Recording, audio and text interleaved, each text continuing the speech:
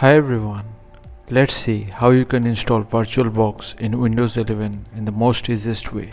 To get started, simply open your browser and search VirtualBox. From the search results, go to the first web page. Now click on download. From here, click on Windows hosts and wait for the download to complete. Once it downloads, simply right click over the setup file and run it as administrator. Click on next.